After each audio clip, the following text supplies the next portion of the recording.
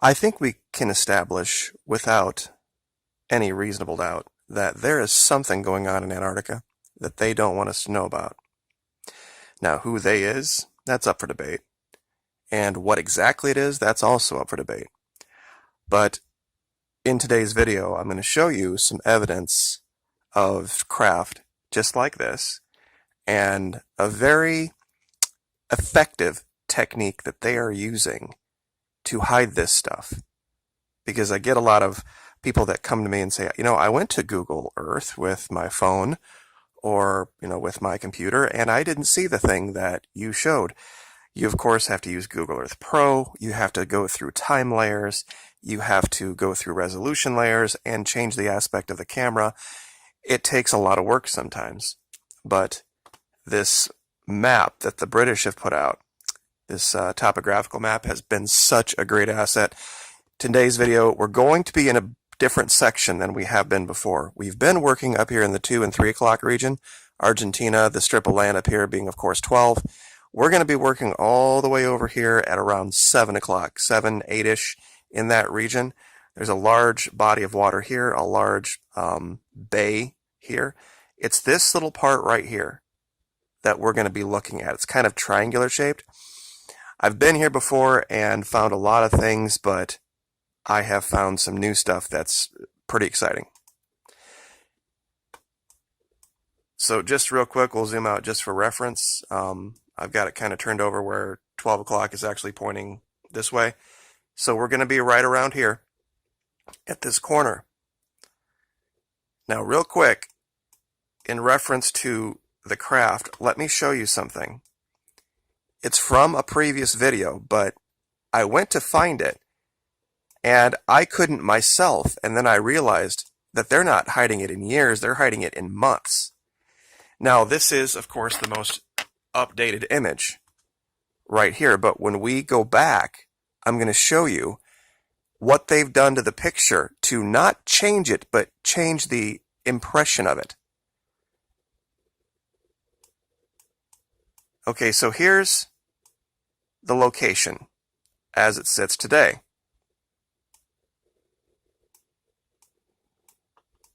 Now, when you look at this, you'll have to pardon where I have the writing. We have this cave, this triangular, once again, triangular cave, that shows something protruding. And you can see here that very clearly it has nothing to do with the ridge or the snow or the rock.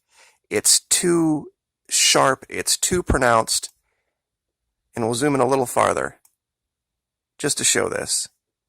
Clearly, this is the edge of one of those soft saucer-shaped craft. And when you look at the edges of everything else around it, there's no way it's ice. And when you look at the actual photo, you can see that as well. This is not some natural opening in the ice. But watch what happens when I change the resolution layers.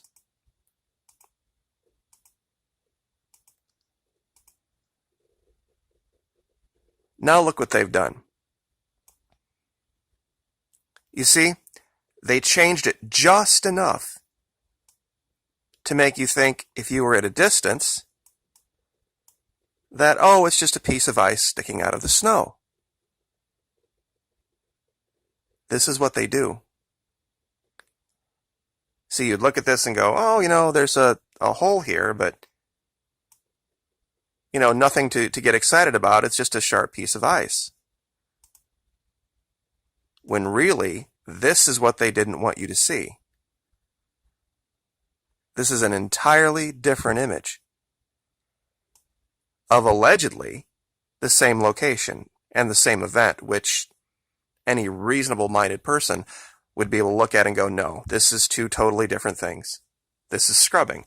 But it's a very high level. They're not just blotting things out. They're not just completely erasing it, because that shows that there's something there to hide. And kind of in reference, the frigate that sank up in Norway, people asked, well, instead of sinking it, why didn't they just hang a tarp over the open area if there was something they didn't want to see?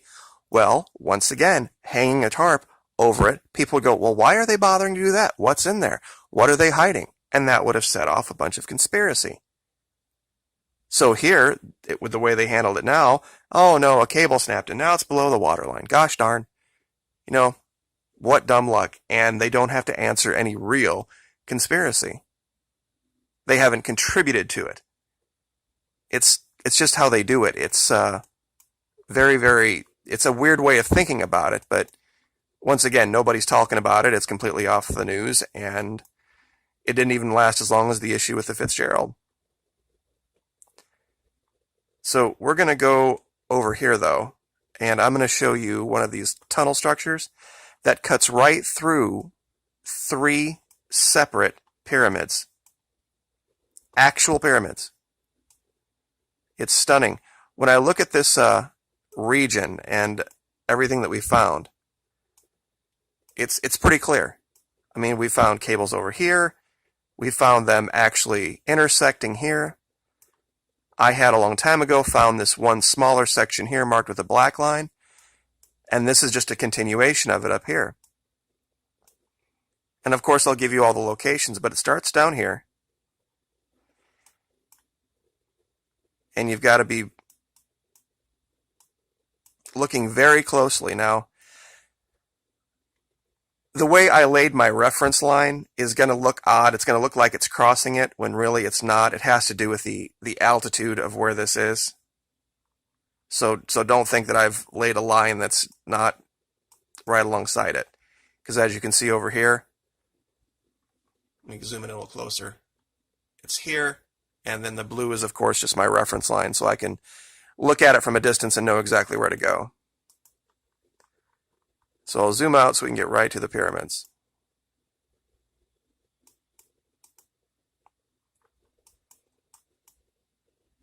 All right, it goes by something here that looks like it may have been the beginning of one, but there wasn't enough evidence there to really say anything. It goes directly underneath this structure as well, but once again, still not enough evidence. But when you get up here, things start to get completely different. I want you to look at this structure real close. This cable runs right by it, and it's covered in snow, but what we have here is very clear, very distinct. When you look at the shadow points here, here, and here, it makes 3 60-degree angles. And then over here, we see the same thing. And what we see is there's been speculation about how these pyramids were built, that they had built ramps that led up to them, and then people tried to shoot it down, saying, well, there would be more material in the ramp than there would be in the pyramid. Well, so, I mean, when you look at the building of a skyscraper or any kind of large building, the amount of effort going into just the support and the roads and everything else sometimes exceeds the actual content of the building, especially, and this actually applies to building a wall down on the southern border, the amount of infrastructure you would need to build, towns, roads, everything in that region would exceed the size of the wall. But it passes by this location too, and once again, we have one of these strange, out of nowhere, super sharp peaks when everything else is like windblown and completely homogenized from the snow and the ice and just the continual onslaught of the wind. You find these very sharp peaks that would just seem strange and out of nowhere. It passes through this, as you can see. And when we get down here to the end, this is where it ends. Now, all of a sudden, we start to see the huge coloration changes. And when you look at everything around here, you see nothing but evidence of something other than nature.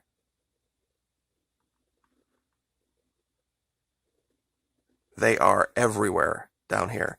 And of course,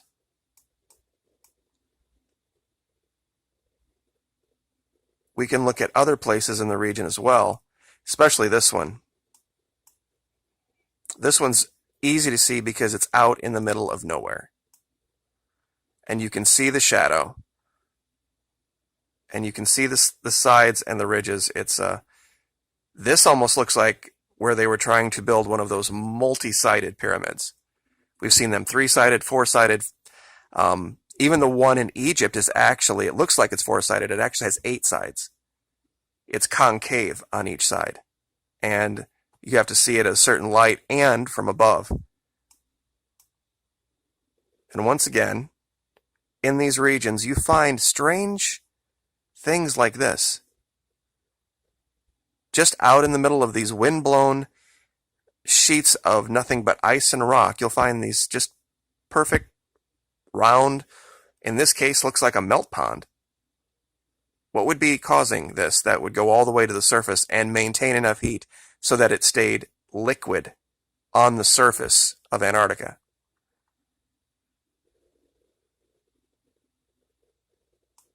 I know a lot of these videos seem to repeat the same thing, but the more evidence you can build, and here once again, and I didn't even mark this one. When you see this, it's very clear what this is, or was, I should say. And here, they've once again forgotten to scrub something. We have this large tower in shadow, and they want you to believe this tiny little ridge, this even concave ridge, is making this shadow. And what I'm going to do is I'm going to go all the way down as far as I can to ground level to show this. Give me 1 second to get the camera right. That's what makes the investigation so time-consuming. Now, this is what it would look like from near ground level. And as you can see, you can't even see the shadow because it's over a ridge. But this is what they're trying to make you believe is causing this shadow. Now, I know, depending on where the sun is in the evening, that shadows can get long. But usually there has to be something of, significant altitude. And when we look at the shape of this, it just doesn't match up. But of course, here's what the powers that be, whoever is scrubbing this, are expecting. They are expecting you to be looking at this straight down. This is the angle they think you're going to be looking at all this stuff.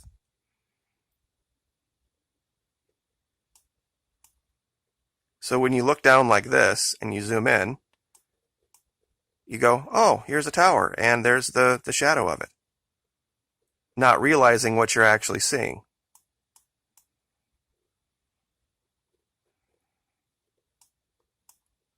Same thing's actually going on here. There's something on the top of this. I didn't really want to cover it because it's smaller evidence, but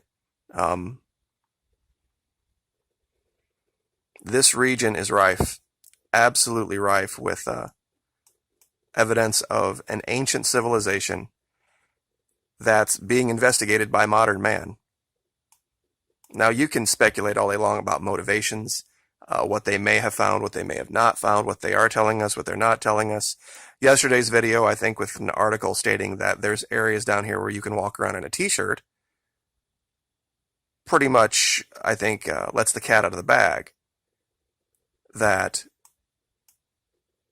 we see life down here. We see sea life, plant life, and with the evidence of a civilization having been here, that they could not still be there underground. Boy, I tell you what, it would be a stunning thing, wouldn't it? To actually make contact. We're still making first contact with people in the Amazon. And they literally live in a forest we can fly over anytime. the idea that we hadn't made first contact yet with people down here isn't out of the realm of possibility just based on what we've seen happen in South America. So I guess we'll leave that there. But if you haven't downloaded yet, this map is not a hard one to find. It is a British topographical survey of Antarctica. And if you get it on I'm lucky enough, blessed enough to have a touch screen. It's a Lenovo. It's a 23-inch. It's not anything super, super expensive, but you can blow this image up and you can see all sorts of incredible things about what's under the ice in Antarctica. So we'll leave it there. Like, share, subscribe. Thank you so much. We'll see you next time.